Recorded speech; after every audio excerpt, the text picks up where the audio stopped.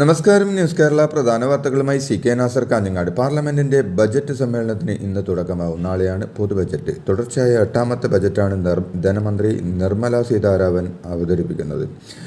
സാമ്പത്തിക പ്രതിസന്ധി മറികടക്കാനും വിലക്കയറ്റം പിടിച്ചു നിർത്താനും നികുതിയിലുമൊക്കെ എന്തൊക്കെ പ്രഖ്യാപനങ്ങളും ഉണ്ടാകുമെന്നാണ് രാജ്യം ഉറ്റുനോക്കുന്നത്. അതേസമയം പ്രധാനമന്ത്രി നരേന്ദ്രമോദി ഇന്ന് 10 മണിക്ക് മാധ്യമങ്ങളെ കാണുമെന്നാണ് റിപ്പോർട്ടുകൾ.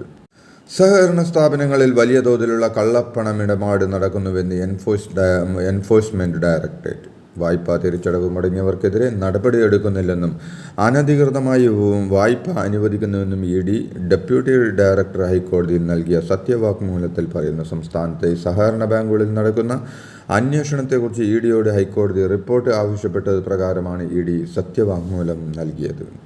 സംഘപരിവാറിന്റെ ഹിന്ദുത്വ രാഷ്ട്ര സങ്കല്പത്തിന് ഘടകവിരുദ്ധമായ ഒന്നായിരുന്നു മഹാത്മാഗാന്ധി വിഭാവനം ചെയ്ത ഇന്ത്യ എന്ന കുറിപ്പുമായി ഗാന്ധിയുടെ 77ാമത് രക്തസാക്ഷി ദിനത്തിൽ പിണറായി വിജയൻ മതാടിസ്ഥാനത്തുള്ള ദേശീയത മുന്നോട്ട് വെച്ച സങ്കുചിത മതവർഗീയവാദികൾക്ക് മുന്നിൽ ഗാന്ധിജി പ്രതിബന്ധം സൃഷ്ടിച്ചുവെന്നും ഭൂരിപക്ഷ വർഗീയതയ്ക്കൊപ്പം ന്യൂനപക്ഷ വർഗീയതയും രാജ്യത്തിൻ്റെ മതനിരപേക്ഷതയ്ക്ക് പോറലേൽപ്പിക്കുന്ന കാലം കൂടിയാണിതെന്നും അദ്ദേഹത്തിൻ്റെ കുറിപ്പിലുണ്ട്.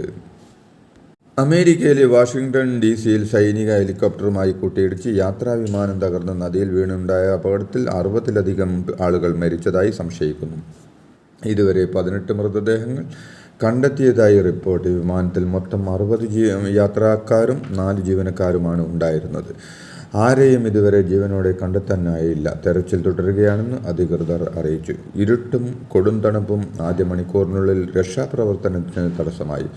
നടുക്കുന്ന അപകടമാണുണ്ടായതെന്ന് പ്രസിഡന്റ് ഡൊണാൾഡ് ട്രംപ് പ്രതികരിച്ചു. മദ്യഷാപ്പുകൾ പൂട്ടി സ്കൂളുകൾ തുറക്കുമെന്നാണ് LDF അധികാരത്തിലെത്തും മുമ്പ് പറഞ്ഞതെങ്കിലും ഷാപ്പുകളുടെ എണ്ണം സർവകാല റെക്കോർഡിലാണ് ഇപ്പോൾ എത്തിയിരിക്കുന്നതെന്ന് കോൺഗ്രസ് നേതാവ് KC വേണുഗോപാൽ പറഞ്ഞു. മദ്യത്തിൻ്റെയും മയക്കുമരുന്നിൻ്റെയും ഇടയിലാണ് ഇന്ന് കേരളമെന്നും ഇതിനെ തടയിടാൻ സർക്കാർ ഒന്നും ചെയ്യുന്നില്ലെന്നും അദ്ദേഹം പറഞ്ഞു. CPI മദ്യനിർമ്മാണശാലയ്ക്ക് കൂട്ടുനിൽക്കുമെന്ന് കരുതിയില്ലെന്ന് പറഞ്ഞ വേണുഗോപാൽ CPI കാര്യങ്ങൾ പറഞ്ഞ് മനസ്സിലാക്കുമെന്ന മന്ത്രിയുടെ പ്രതികരണത്തിൻ്റെ അർത്ഥം ലഭിച്ച ഡീലിൻ്റെ ഷെയർ നൽകുമെന്നാണോ എന്നും അദ്ദേഹം ചോദിച്ചു. മുഖ്യമന്ത്രിയും MP രാജേഷും മാത്രം അറിഞ്ഞാണ് എലപ്പുള്ളിയിലെ ബ്രൂവറിയിൽ തീരുമാനമെടുത്തതെന്ന് ആവർത്തിച്ച് പ്രതിപക്ഷ നേതാവ് VD സതീശൻ. താൻ പുറത്തുവിട്ട രേഖ വ്യാജമാണെന്ന് മന്ത്രിയും സർക്കാരും പറഞ്ഞിട്ടില്ലെന്നും ഒയാസിസ് കമ്പനിക്ക് വേണ്ടിയാണ് സർക്കാർ മദ്യനയം മാറ്റിയതെന്നും അദ്ദേഹം പറഞ്ഞു.